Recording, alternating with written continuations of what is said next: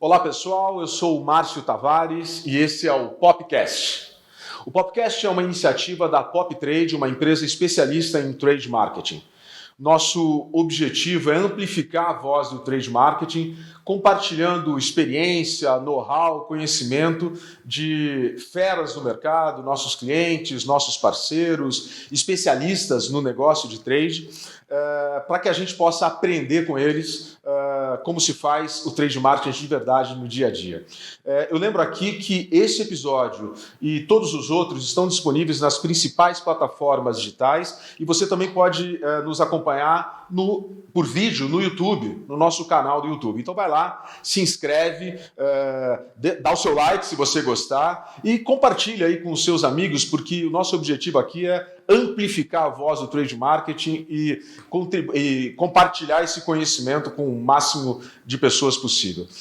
Hoje eu tenho a alegria de receber aqui uma fera de uma empresa que é icônica no mundo e no Brasil, a BIC, e estamos aqui com Abner Piso, o Head de Trade Marketing da BIC. Muito obrigado por comparecer aqui, Abner.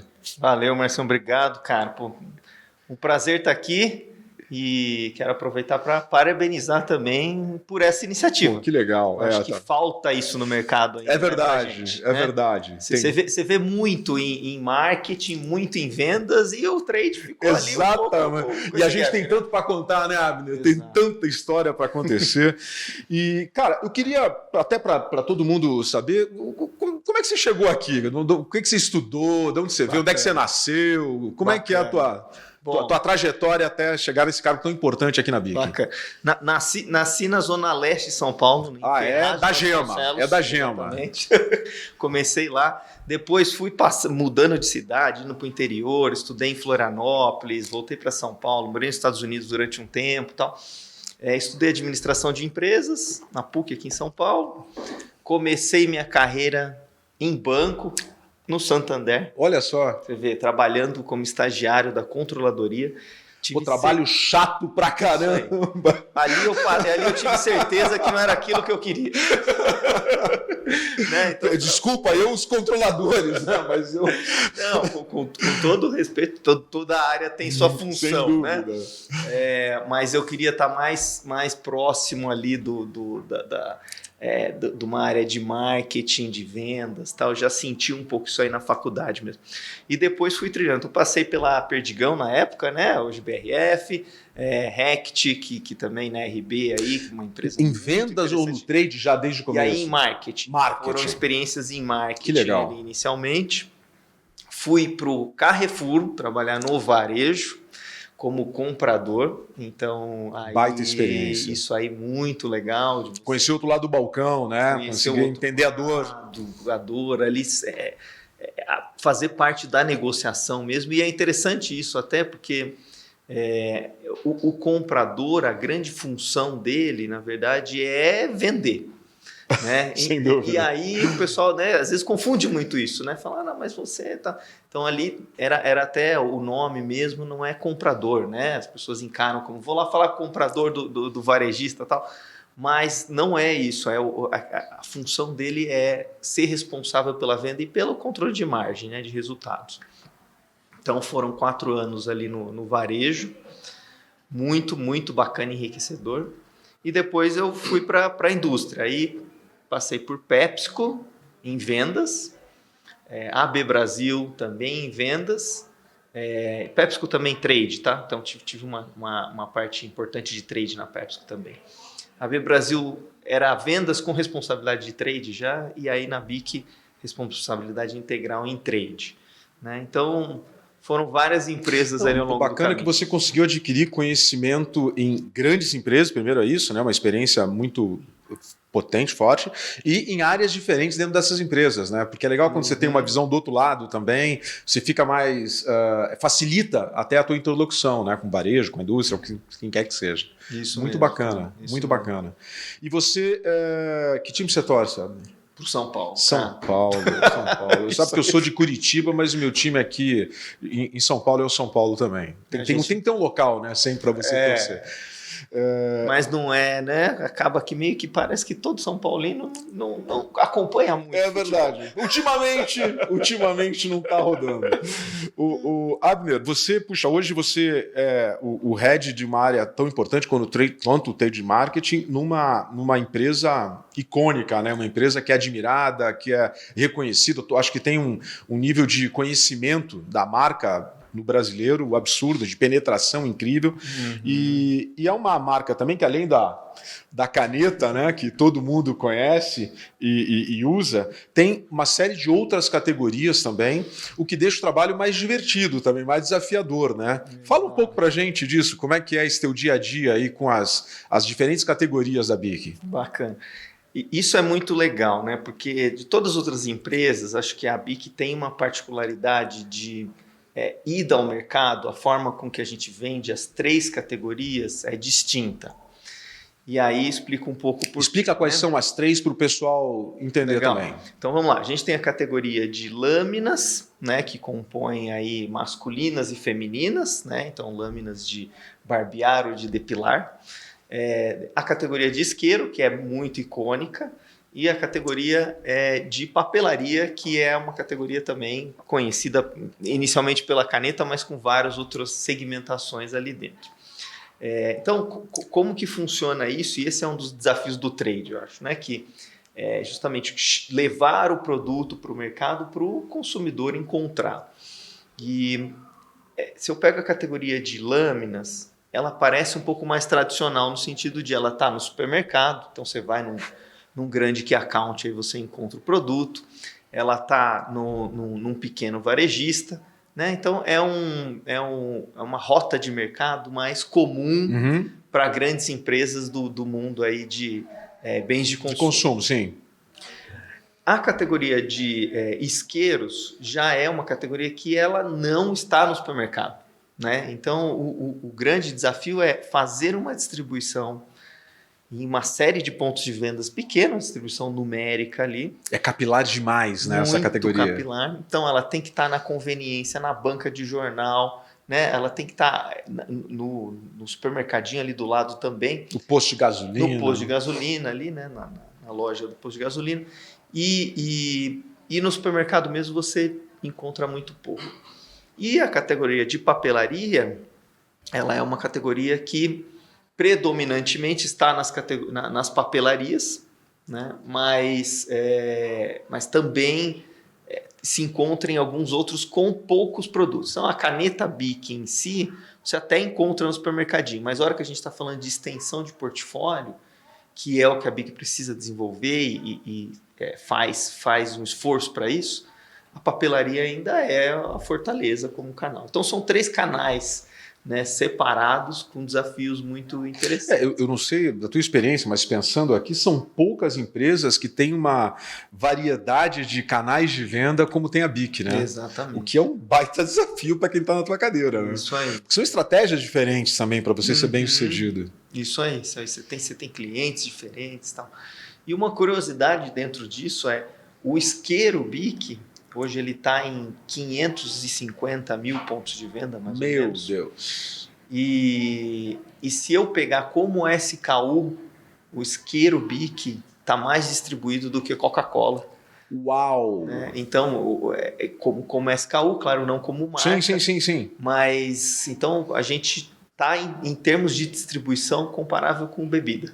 Né? Que é incrível, né? É muita coisa. E tem uma curiosidade que você me contou, que o isqueiro, o share do isqueiro da BIC é uma coisa impressionante, né? Aqui dentro do Brasil. É quase que um monopólio, né? É isso aí. A gente está com um patamar de 89%, quase 90% de share aí no Brasil. O que é muito bom no sentido até de proteção para os consumidores, porque o consumidor tinha muito acesso a clandestinos, né? A isqueiros clandestinos. E isso parece que não, mas... É perigoso. É perigoso. Isso aí. Ele estoura, é um produto inflamável. Então você tem problema. Então, né, nesse sentido, aí, a BIC tem uma preocupação muito grande de ter produtos aí que garantam a qualidade e segurança. E você falou em papelaria, tem a caneta, é o icônico desse dessa categoria, mas tem um portfólio gigantesco em papelaria, né, a BIC. Tem muita técnica, tem muita inovação, né, nessa área. Todo ano vocês estão lançando produtos e uma quantidade grande de produtos para suprir essa frente. E esse é um mercado bem competitivo também, né? Exato. Temos vários competidores. O que é legal, né? Você pega a escrita, né? A gente atua no segmento que a gente classifica como instrumentos de escrita. Estou sabendo isso hoje, hein, Agnes? Olha que interessante. Instrumentos de escrita, que bacana. Instrumentos de escrita é o nome da macrocategoria, né? E aí a escrita ela tem a fase desde o começo, quando você está desenvolvendo a coordenação motora, e aí a BIC atua ali, claro que outros concorrentes também, né, mas atuam nesse desenvolvimento da coordenação motora, que vou dar um exemplo simples aqui. A grossura que você tem do lápis de cor, né, conhecido como lápis de cor ali, ou o giz de cera, né, ele é maior, porque é a facilidade para a criança pegar e conseguir desenvolver a coordenação motora. E depois você vai passando pelas fases ali, né? A fase da criança mais próxima da adolescência, o adolescente e o adulto. E aí, claro que a caneta BIC icônica, ela passa, né? Um pouquinho depois de criança ali, ela passa uma grande fase, né? Vai até ali na nossa velhice. Sim, sem dúvida. Mas a BIC tem um portfólio que atende cada uma dessas faixas. Então, pensando naquela criança que está começando a aprender a escrever, que está expressando um tipo de sentimento ali, né, através da escrita, e depois também com decisões que passam por assinaturas de contrato. Nosso presidente está lá assinando coisa, ele mostra lá a caneta BIC dele. Né? Aliás, um garoto propaganda importante aí da BIC. Eu acho que é por isso que a BIC é tão conhecida e tão admirada pelo brasileiro, porque, na verdade, ela acompanha a nossa vida inteira, né? Isso, desde que é criança até envelhecer, a gente está usando a marca. É muito interessante mesmo. O Abner, e no teu dia a dia, como head de trade, como é que é a tua estrutura? Do que você cuida lá? Porque cada empresa organiza o trade marketing de um jeito, né? Como é que é lá na BIC? Quais são as tuas áreas de atuação? Legal. A gente montou uma área que está bem olhando para os canais, né? Então, tenho gerentes de canal que enxergam aí o canal indireto, que é um canal bem importante para a gente ainda, por conta do próprio 500 mil PDVs, pontos de venda. Um outro que olha o canal direto, então que são justamente os supermercadistas aí mais próximos da gente, os próprios atacadistas cash and carry ali também bem forte dentro do canal. E o canal papeleiro, né, que tem particularidades aí, tem a sazonalidade também, claro que está ali dentro, então também bem forte. E uma estrutura de execução e trade regional. Então, essa estrutura de execução fica mais no campo mesmo, né, como trade. Então, temos regionais ali que estão atuando. E também a parte de promotores que está junto com essa estrutura de execução, né? Além disso, um canal novo que é o e-commerce, que também fica com você. Fica comigo, como responsabilidade ali de trade. E aí, claro, que também com reporte junto com marketing, né? Isso aí é um bem cross mesmo, claro, sem dúvida, empresa, né? Sem dúvida. Muito conteúdo, muita coisa ali.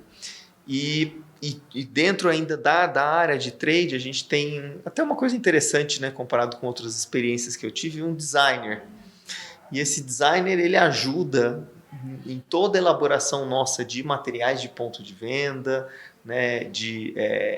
A parte até de embalagem mesmo, como pensar em embalagem para o ponto de venda. Então também é uma responsabilidade. Isso você tem dentro do teu time essa posição. Certamente você deve contar com parceiros, fornecedores e tal, mas esse é o cara que... Olha que legal. Líder ali de design. Que bacana. É bem... E ganha uma agilidade muito sem grande. Dúvida. Né? Então, é diferente, olha, é uma peculiaridade aí do teu negócio, né? Da empresa. Que bacana. Você falou de promotor. Essa é uma área que nos interessa muito, a gente tem muita gente assistindo. Como é que é esse time? Você tem um time grande? Qual é o papel desse time de promotores hoje? Qual é a importância que eles têm do teu resultado? Claro. Cara, a gente não tem nem o que falar assim, no sentido de o quão importante que esse time de promotores é para a gente, né? Então, a diferença que faz ter o produto disponível. Acho que a grande função do trade é ajudar a vender, né? Então, claro, para isso que a gente existe. Para isso que a gente existe. E o ajudar a vender, ele transpõe um pouco a simples transação da empresa, no sentido de quero, né, vender mais, porque isso aí parece muito simples, mas assim, é realmente atender a uma necessidade do consumidor que está buscando alguma coisa. Então, quantas vezes a gente como consumidor já não precisava de alguma coisa e foi num ponto de venda e não achou, né? E aí você fica frustrado com isso, porque ou você tem que mudar de ponto de venda, ou você volta para casa sem aquilo, enfim, toma uma bronca da mulher. Tal. Exato.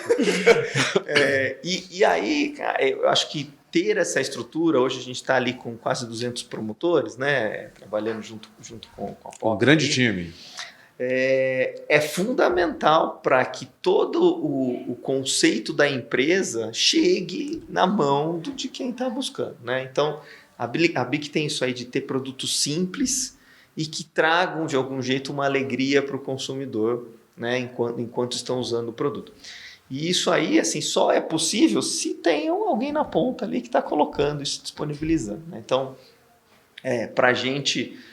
o promotor é um ícone fundamental para que tudo isso aconteça, senão a gente não consegue disponibilizar, né, esse momento de simplicidade e alegria para o nosso... Essa coisa do momento de simplicidade, é o embaixador ali no ponto de venda que permite isso. Muito legal, muito bacana.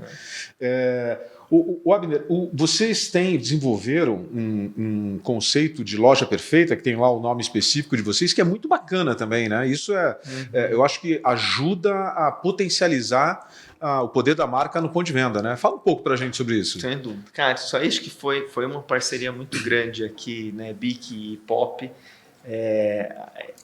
O conceito de loja perfeita está difundido aí no mercado, todo mundo conhece, muito, muito simples, mas nem todo mundo pratica direito, né? Aí que tá. Acho que essa foi uma das jogadas, assim, porque a gente conseguiu desenvolver um mecanismo com etapas, né, que simplificam um pouco o que é a loja perfeita. Então, e acho que faz parte do DNA da BIC também, de não criar muita complexidade, né, tentar tornar mais simples.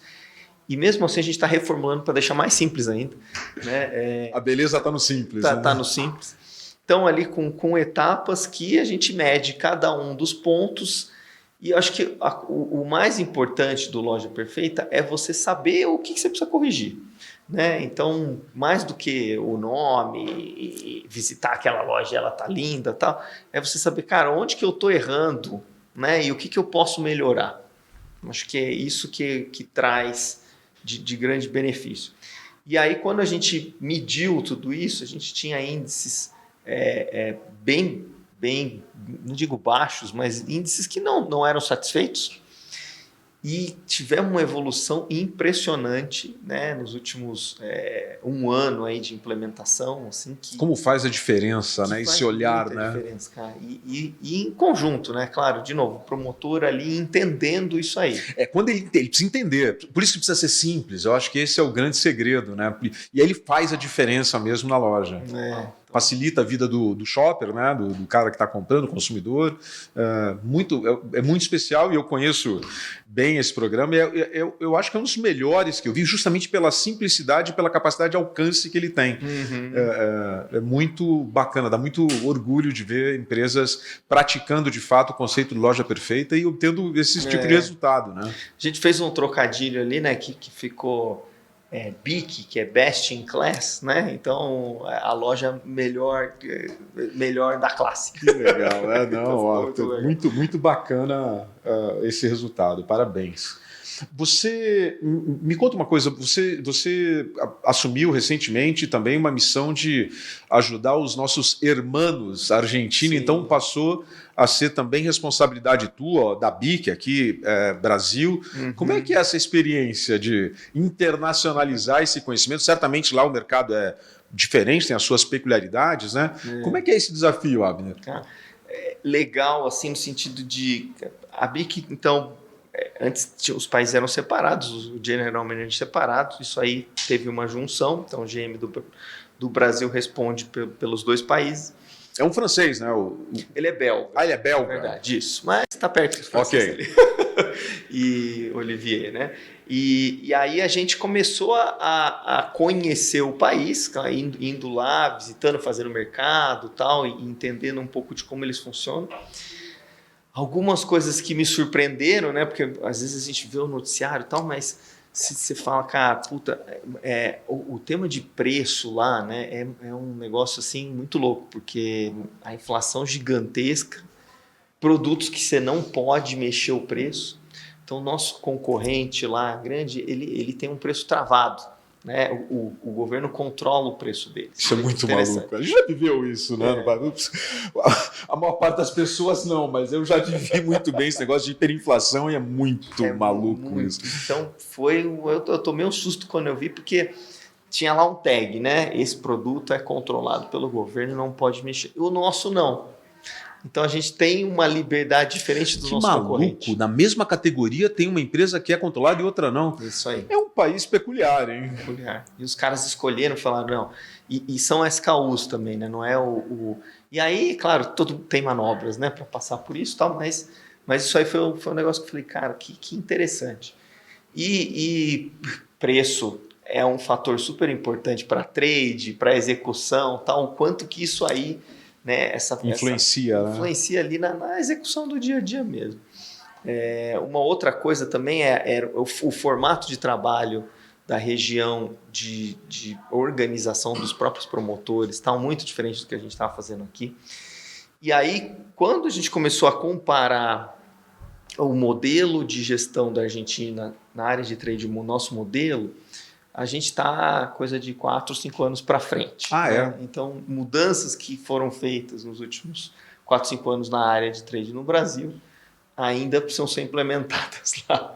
Então, por isso que caiu responsabilidade também, né? No sentido de... Sim, vocês já quebraram pedra aqui, teoricamente é mais fácil implementar lá, respeitando, claro, imagina as suas peculiaridades e tal. É isso aí. Então, vamos levar várias coisas para lá, desde gestão de cliente, né, de um business plan e tal, até o nível de execução mesmo. Então, várias frentes aí para serem implementadas lá também. E lá a BIC é tão icônica quanto é aqui no Brasil também? Uma marca tão relevante quanto é no Brasil?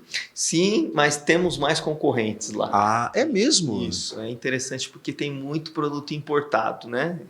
Na verdade, a Argentina produz pouco. É uma economia dolarizada, tal, é verdade. Então, eles importam bastante coisa.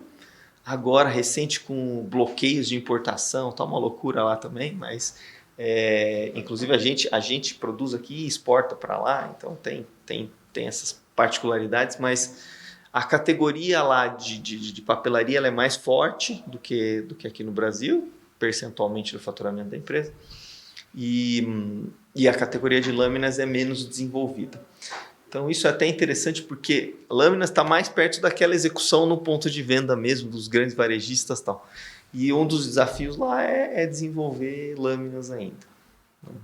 E imagino que seja para você um aprendizado constante também, isso porque além do idioma, tem a questão da cultura, tem a questão da jornada de compra, que tudo é um pouco diferente, né, de um país para o outro. O teu objetivo, imagino que seja criar o padrão, mas não engessar demais, né? Porque cada país, cada povo compra de um jeito, se relaciona de um jeito com a marca, né? Isso aí. É desafio à beça. Que legal. Legal. Não, é bem bacana, assim, e tem essa resistência, vamos dizer, também da própria equipe, né? Que é uma coisa legal também de como lidar com... Imagina, vamos colocar o contrário, né? Imagina aqui no Brasil, de repente vem um americano aqui, fala, não, cara, a gente tem que mudar tudo. Vou te ensinar como é que faz aqui. Sem dúvida. Então, é muito delicado isso aí, quando, né? Geralmente a gente sofre isso aí, mas quando você está fazendo isso, você tem que pensar um pouco por esse lado. Então não dá para chegar e falar, não, vocês fizeram tudo errado, vamos mudar aqui. Não, cara, vamos tentar mostrar o que está certo e convencer a equipe de fazer, né? E o quanto que isso E provavelmente aprender um pouco também, né? Porque eles devem ter lá boas práticas. Eu acho que essa é a beleza do negócio, né? Você trocar boas práticas. Por mais que vocês estejam bem mais avançados, certamente lá tem coisas que você deve estar aprendendo, olhando e trazendo para cá, né? Também o que melhora a companhia como um todo. Sabe que em POP, em design de material, até a gente trouxe algumas coisas Olha lá só. que foram muito, muito bacanas. Que legal, que legal, baita experiência. Você falou em papelaria, né? Como é que está lá, como é que está aqui. E esse, Abner, é um mercado que sempre me impressiona pela questão da sazonalidade.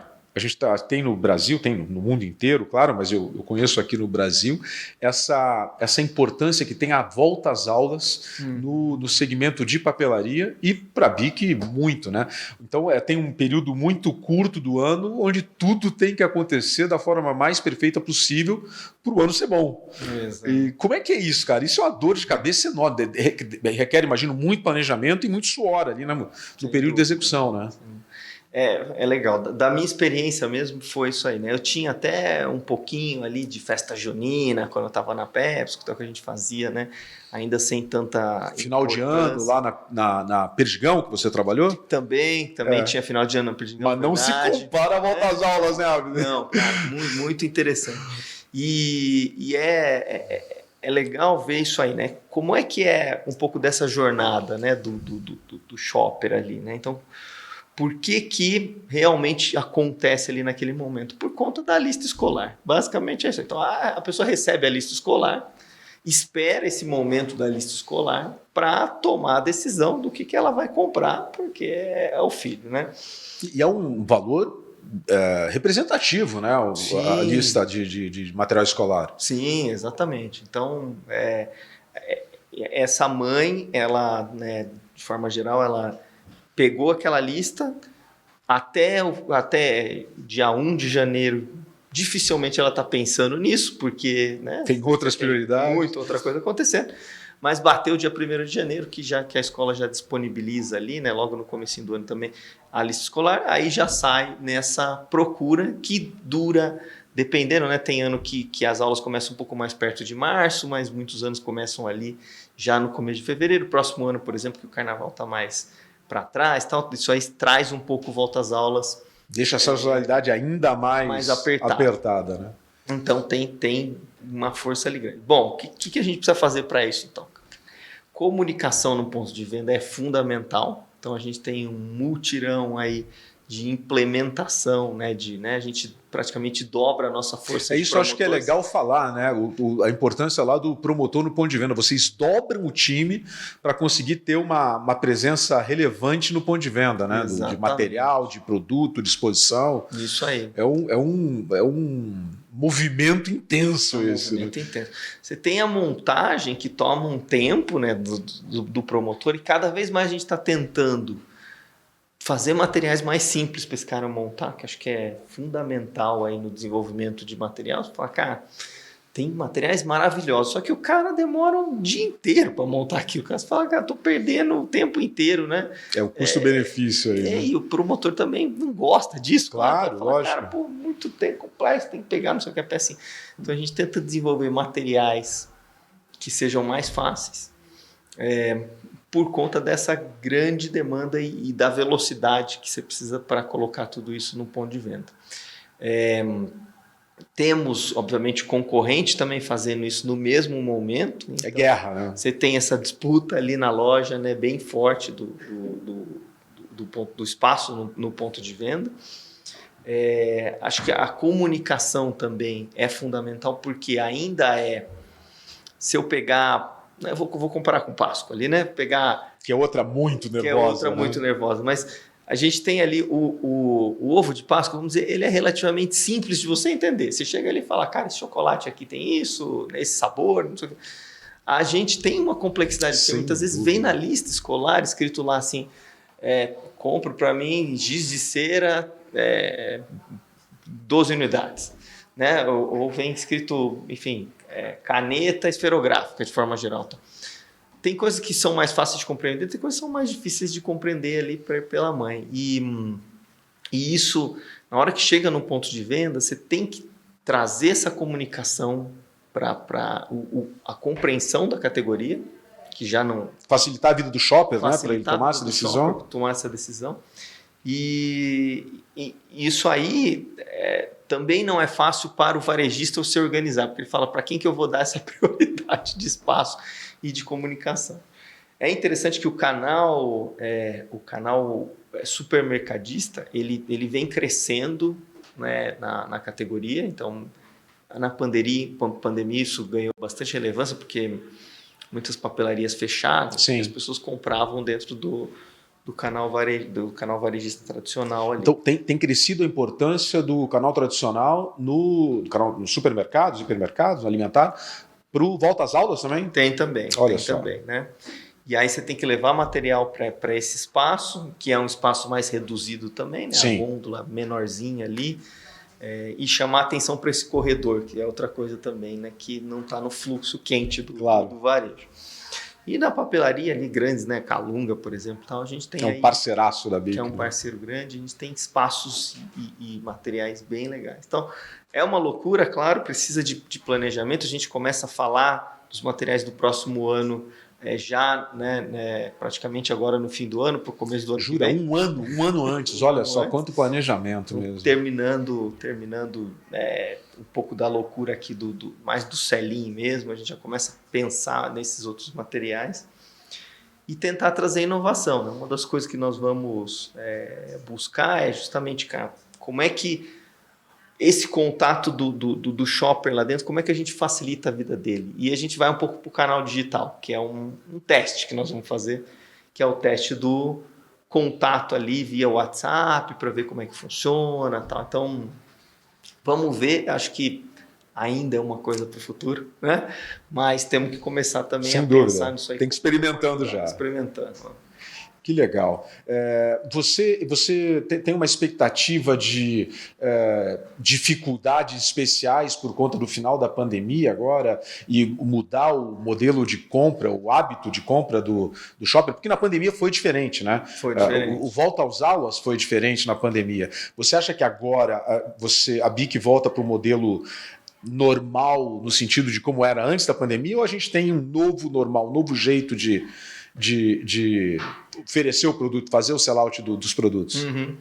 É interessante, cara, porque as categorias tiveram diferentes impactos, né? Então, a categoria de lâminas em si não sofreu, ela praticamente continuou na mesma tendência, mesmo com pandemia ou não, na mesma tendência. A categoria de papelaria sofreu muito porque não teve aula. Sem dúvida, é verdade.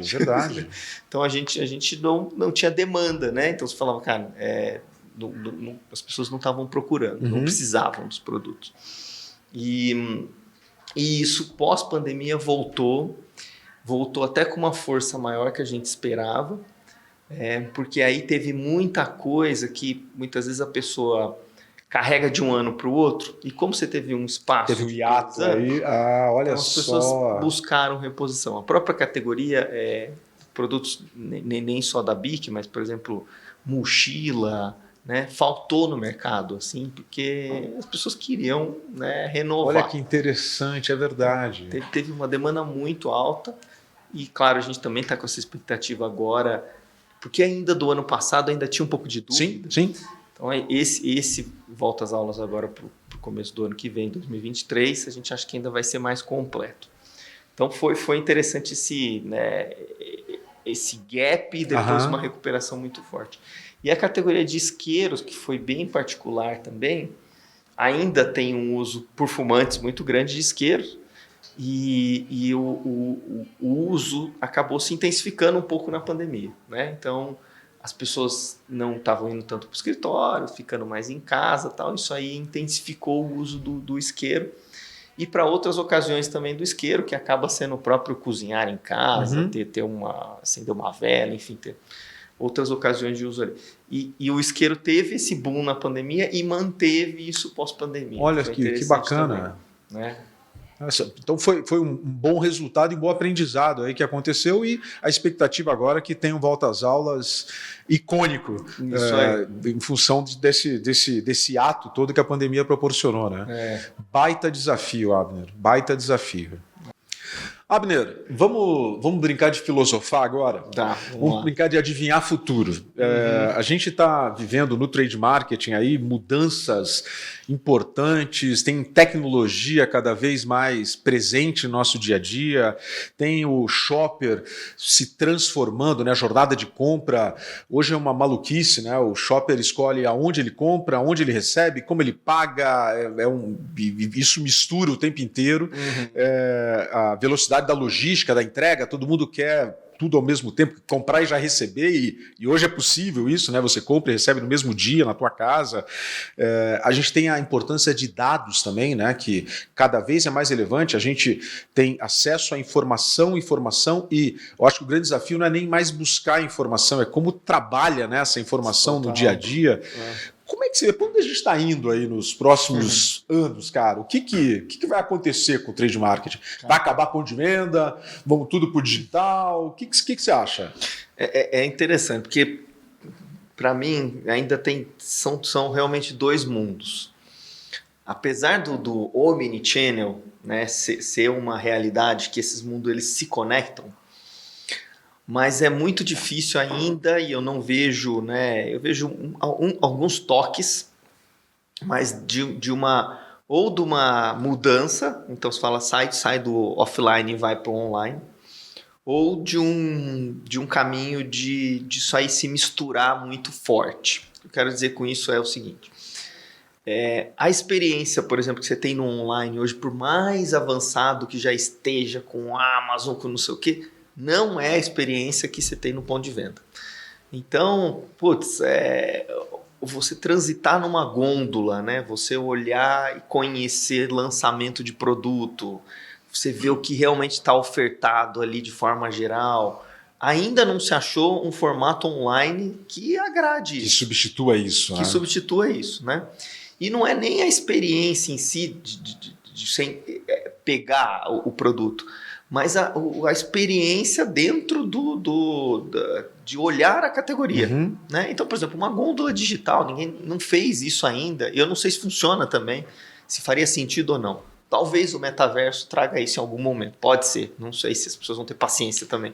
Mas, então, se tornou uma coisa diferente. Assim, você está no online, você vai lá, você escolhe a categoria, aí você cai numa gama de produtos bem limitada que você olha, você classifica, tal. Então, o influenciar o shopper ali dentro do online é mais difícil. É um desafio. Né, do que no offline. E eu posso falar um pouco disso aí porque acabei aderindo bastante ao modelo rápido de entregas, né, em casa para facilitar o dia a dia e tal. E quando eu vou no supermercado fazer uma visita física, ali você bate o olho e fala, cara, que legal, tem esse lançamento, tem esse aqui e tal. E eu não sou impactado por isso nos modelos online, né? Não fico sem conhecer. Então, a hora que você vai para o offline, você tem essa outra vivência. Então, para mim, eles são separados, vão continuar separados, a loja física vai continuar, o promotor vai continuar. Mudanças de formato de trabalho podem até acontecer, mas ainda difíceis assim, né, de você ter rupturas, aquele modelo de Uber dos promotores lá, tal, que foi pensado em algum momento, não sei o quanto que tem adesão, tem tanta startup, né, que surge, o pessoal aposta tanto, de repente isso aí cai e tal. Vira fogo de palha e não vai para frente. Então, eu vejo o futuro não muito diferente do que a gente tem no presente, para falar a verdade. E parece estranho isso, né? Então, cara, não, como assim? Então, mas eu vejo os canais se desenvolvendo, continuando se desenvolvendo, mas coexistindo ainda de forma bem independente. Então, o ponto de venda, na tua opinião, ainda será muito importante, justamente para essa relação mais próxima, mais tangível, sensorial, né, com as marcas, as categorias, e tem o digital, que tem toda a vantagem da facilidade, do acesso, da rapidez, e dependendo da necessidade, da intenção do shopper, ele usa um ou usa outro. Essa é a ideia.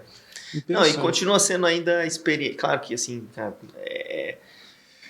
acho que vão se adaptando os formatos, né? Então, você tem uma migração ali do hipermercado, tal, porque o cara não quer mais gastar tanto tempo lá dentro, tal, e quer facilidade e tudo.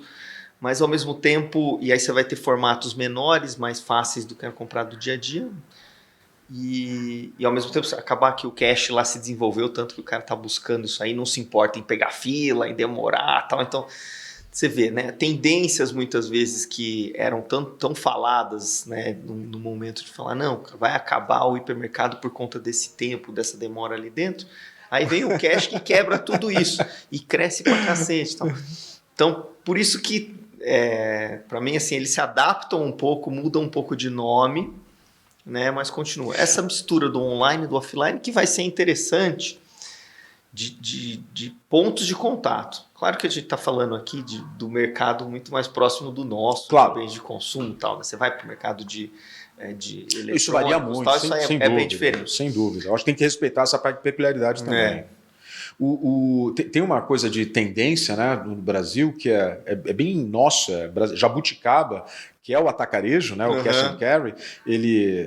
O atacarejo especificamente é uma coisa muito nossa. Aliás, deve ser difícil explicar para gringo, né, quando vem aqui, o que é um atacarejo. Né? É uma coisa bem diferente. E a história das lojas de bairro, como você comentou, as menores, proximidade e tal. Eu acho que são duas tendências, essas devem se acentuar nos próximos anos, você não acha? Sim, deve se acentuar. Sim. E são completamente diferentes, como você falou, né? Uma é experiência, facilidade, conveniência, a outra é preço, volume e acesso, e experiência quase zero aqui nesse lado. E as duas convivem bem e estão crescendo bastante. E como é que funciona para você, e como é que você vê aí nesses próximos anos o uso de dados? Porque aqui na Pop a gente está muito preocupado, está com um olhar muito atento a isso. A gente nunca teve tanto acesso à informação como temos hoje, e isso vai aumentar ainda muito mais. A gente está falando de 5G, internet 3.0, a gente está falando de informação que a gente não faz ideia o tamanho, e eu acho que o grande desafio é como é que a gente vai tratar isso, garimpar informação que seja relevante e trazer isso para resultado. Isso queima a tua cachola também? Te preocupa? Sim. É interessante porque assim, tem muita tecnologia, tem muita coisa de oferta no mercado, mas o dia a dia, mesmo conversando com pares, entendendo tal, a gente ainda faz o básico, né? E tenta desenvolver um pouquinho mais. Então, eu não digo nem que demora para chegar a tecnologia, porque ela está aí, não é que ela demora para chegar, mas é difícil. O maior desafio da tecnologia é a integração. E o que eu quero dizer com isso é assim, dá para você tirar uma série de insights, só que as fontes de dados elas são separadas e elas não conversam. Então, eu pego uma Nielsen que traz uma base de dados, depois eu tenho os provedores ali de NeoGrid, né, que trazem outra informação mais em tempo real. Depois eu tenho uma coleta de informação no ponto de venda do time de promotores que traz outra informação. Depois eu tenho meus dados internos. Só que isso aí, você fala assim, cara, esse SKU, ele consegue falar, né? E é uma coisa simples, nós estamos falando, SKU tem um código ali, mas para eu integrar todas essas cadeias e trazer algum insight forte, é bem difícil. É um baita desafio. É um baita desafio. Tem empresas fazendo isso, né, no sentido...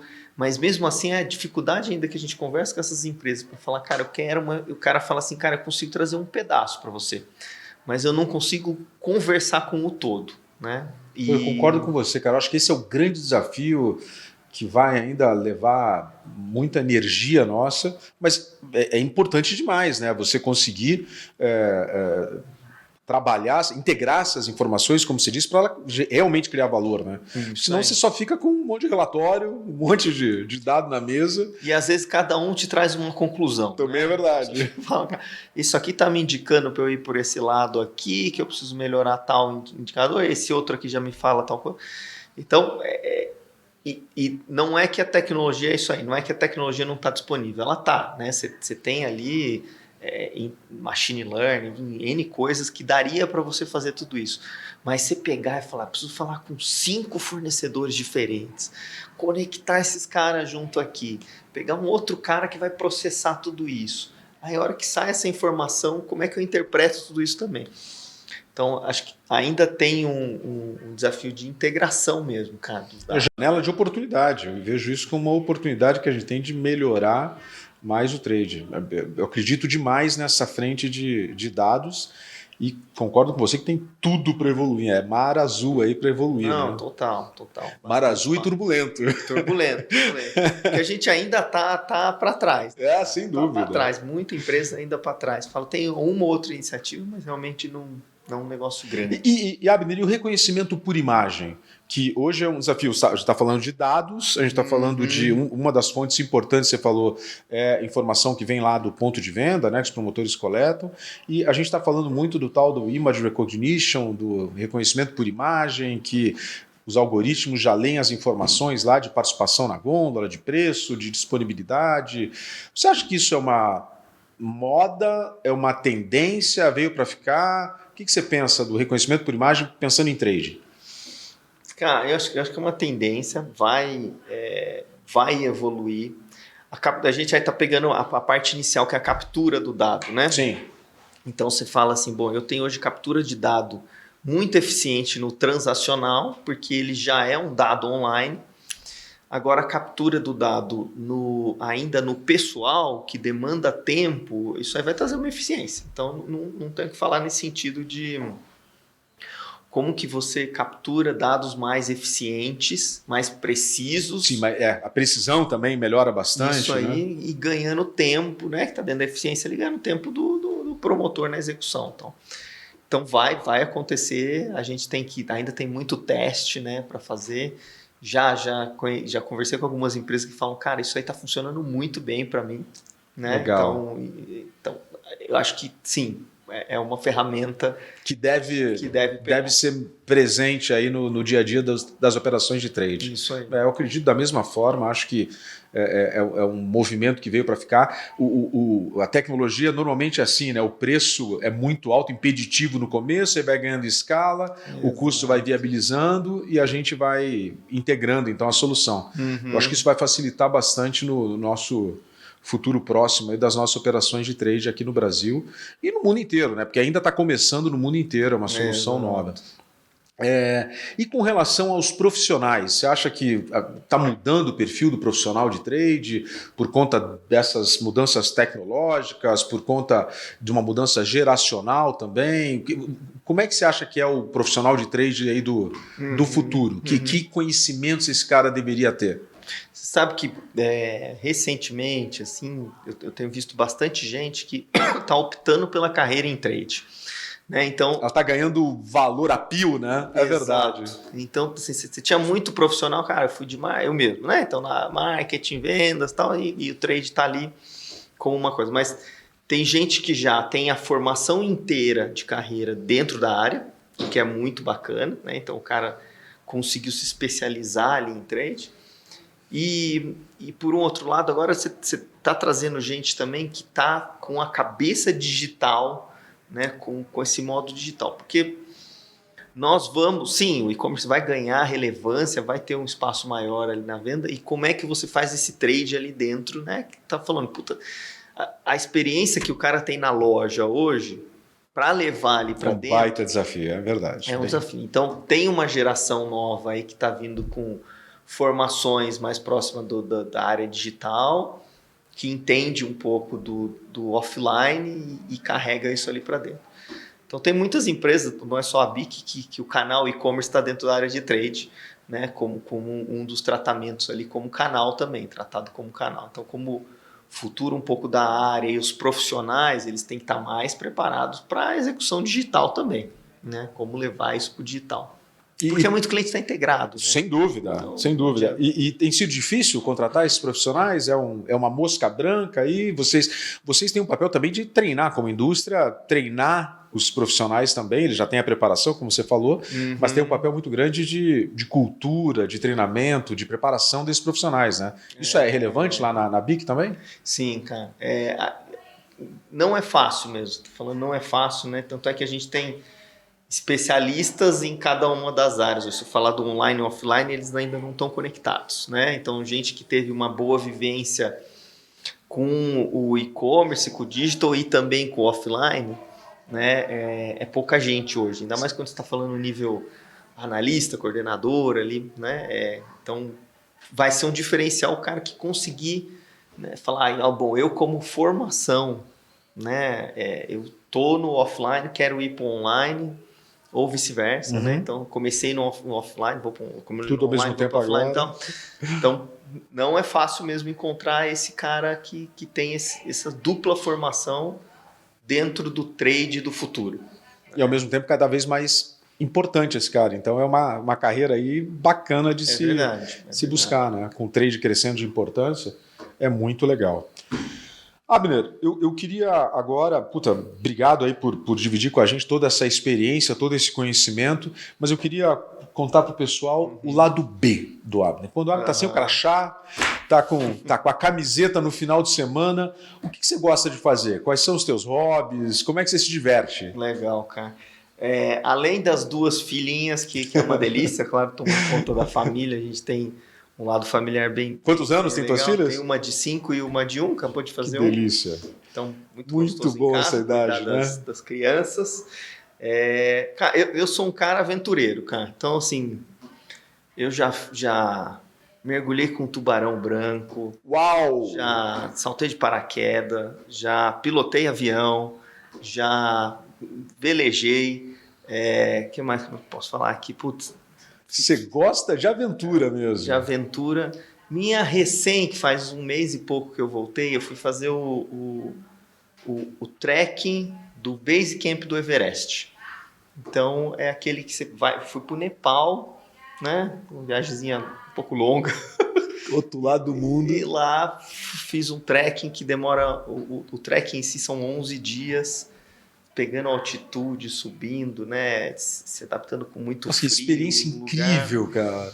É muito interessante, assim. Então, eu não virei um especialista em nenhuma aventura. Eu vou experimentando diferentes Isso coisas. te ajuda a abrir a cabeça, abrir a mente e se desligar para poder dar conta do dia a dia. Sem dúvida. Olha que bacana. E a tua esposa te acompanha nessas aventuras malucas? Algumas, mas a maioria não. Quem sabe as filhas. Quem sabe as filhas agora. Vamos pegar. Isso mesmo. Que legal, Abner. Bom, o Abner, eu te agradeço demais. Foi muito bacana aqui conversar com você, por aprender um pouco com toda a tua experiência. Obrigado por dividir com a gente toda essa tua carreira brilhante que você tem. Pessoal, obrigado também pela audiência. Esse é o Popcast. A gente está com esse episódio e todos os demais nas principais plataformas digitais. Você também pode assistir a gente em vídeo no nosso canal do YouTube. Então vai lá, se inscreve, dá um like se você gostou, compartilha com os seus amigos e assista os nossos episódios. Muito obrigado e até logo.